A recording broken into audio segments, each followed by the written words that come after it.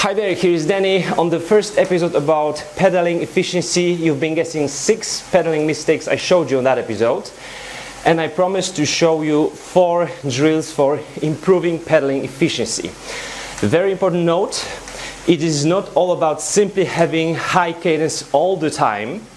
It is all about widening the range of our pedaling cadence so that our brain will be able to dictate us the best, the most efficient cadence for climbing up the hill against needle shooter, for going for super long rides or doing some Ironmans. Alright, so the cadence will be different, but our brain will have the choice. So 3 of those I'm gonna do on the turbo trainer on the road bike, and the 4th one is the MTB full suspension version of the first one you're gonna see in the second.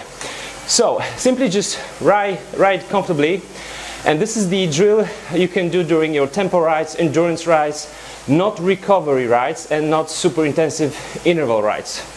Alright, so let's say your cadence is just about 80 RPMs and we are shooting for usually having something about, let's say, 90 RPMs. But on this drill we're gonna be speeding up the cadence and do it for maybe 15 seconds until your butt starts to be jumping on the saddle, and then lower the cadence a little bit and keep that maximum cadence with the good form of your body, stable anchored butt on the saddle for another 30 seconds. All right, so I'm going to show you that right now. Going up, cadence 100, 105, 6, 9, 10, 12, 15. My form is okay. 23, 25, 128, 130. Okay, I'm bouncing right now at 140.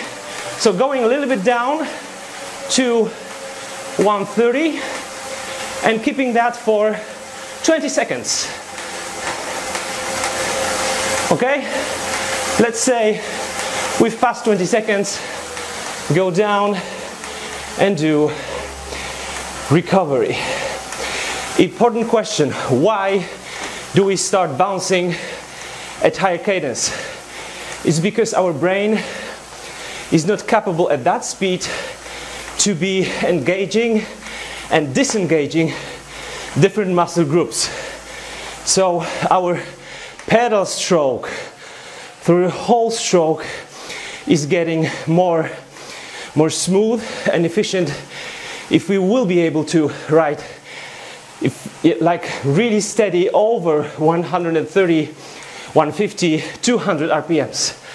Okay, so I think if you're beginners you should go at least to 100 and feel quite steady and anchored with your sit bones on the saddle. The form is super important here and you should not exceed that. So when you start bouncing, go down with the cadence and keep it for 20 seconds.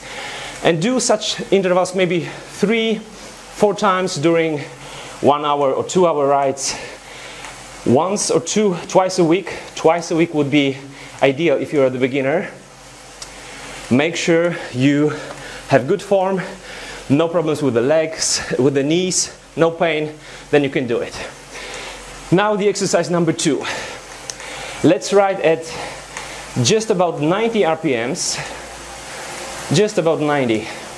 You should be able to feel quite comfy at 90 RPMs. I have now power of 130, 140 watts and 95 RPMs. Let's go down to 90. And this drill is all about focusing on your pedal stroke. Now, we do not think of pedaling as of round pedaling or pedaling in circles. So having better efficiency does not mean that you always either pull, push down or pull to the back. What we are going to do is to focus on this part of the pedal stroke, on this side we're talking right now. So pushing over the top. This is of course the most powerful part, but not the only one. And then pulling a little bit to the back. Some say you can also try to lift your shoe, your feet here, but it never works for me. As long as I'm pulling here to the back, I feel like I still have momentum going up with my leg, and I feel that my pedaling stroke, my pedal stroke, is getting smoother. That's much better, especially for those long rides on the higher cadence. I do not feel that much of a fatigue. So let's just pedal at 90 RPMs, just about 90 RPMs. Okay, going back to 90. And just for maybe 3 minutes, focus on pushing at the top of the pedal stroke. So pushing with the left, pushing, push, push. Just focus on this part. The power doesn't matter, the heart rate doesn't matter. RPMs just about 90. Push. Simply focus on that. Once you're done, focus on pulling at the bottom. So pull. So it will be pull.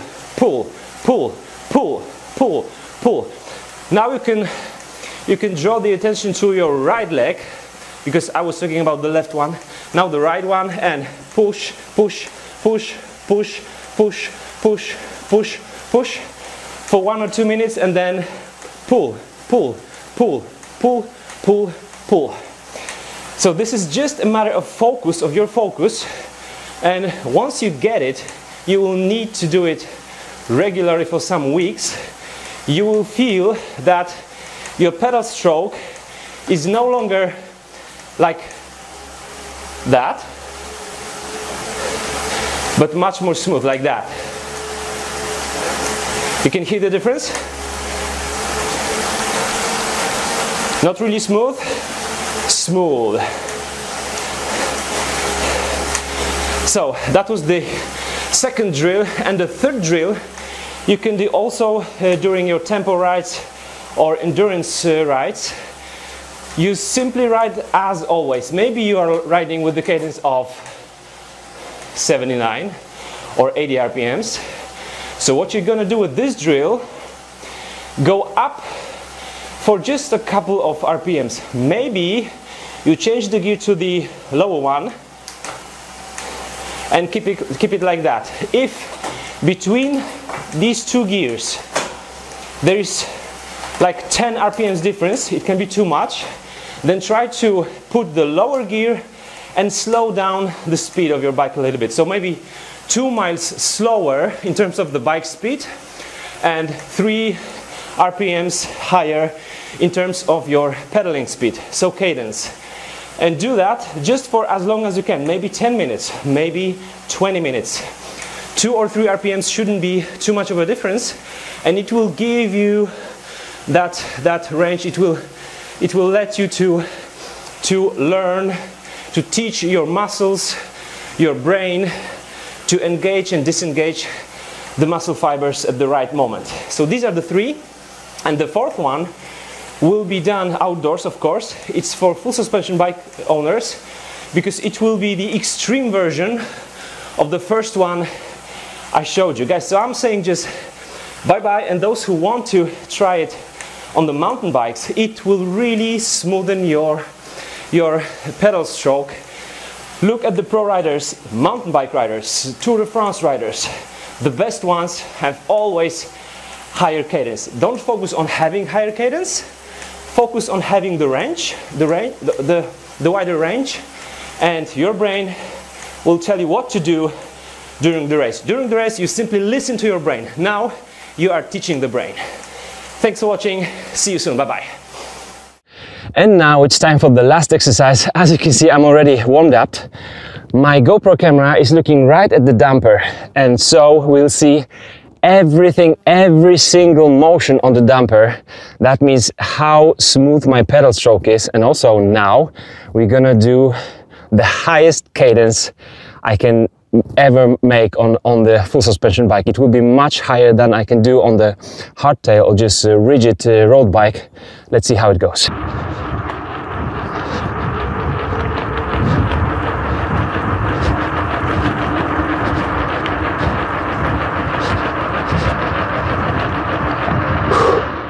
And now a small addition to our episode, 6 deals as for the November the 3rd, 2017, because this week they call it Black Friday week.